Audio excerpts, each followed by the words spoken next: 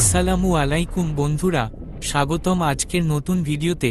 আমি সুমন, আর আজকে আমরা কথা বলবো ইজিবাইকের সবচেয়ে গুরুত্বপূর্ণ অংশ, মোটরের যন্ত্র নিয়ে। এই যন্ত্রটাই আপনার ইজিবাইকের গতি, শক্তি আর চলার ক্ষমতার মূল নিয়ন্ত্রক। চলুন দেখি এর ভেতরে কি থাকে, কিভাবে কাজ করে, আর কোন সমস্যায় কিভাবে সমাধান পাবেন। তাই ভিডিওটি একদম শেষ পর্যন্ত দেখুন। আপনাদের জন্য একটা নতুন ভিডিও নিয়ে হাজির হলাম। এই মোটরটা নতুন, কিছুদিন আগে গাড়িতে লাগানো হয়েছে। লাগানো সময় বলে দেওয়া হয়েছিল যে পানি, গিরিজ এগুলা যাতে না ঢুকে। একটা নতুন ড্রাইভার চালাইছে, চালানোর পরে বলা হয়েছে ওরে সাবধানে চালানোর জন্য, যে পানিতে ভিজানো যাবে না, পানি ঢুকানো যাবে না।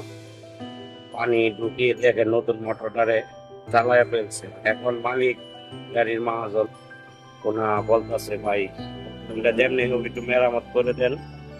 তাহলে আমরা অবশ্যই একটা সবসময় সাবধানে কাজ করবো,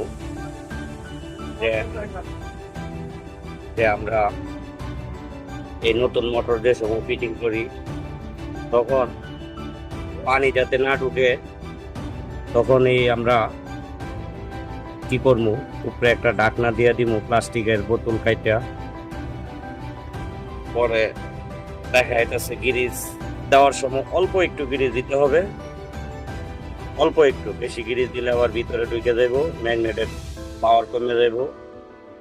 দেখেন গাইস, ম্যাগনেটের পাওয়ার অবশ্য ঠিক আছে। তাইলে আমরা এই কয়েলটা পাল্টায় দিলেই মোটরটা আবার ওকে হয়ে যাব।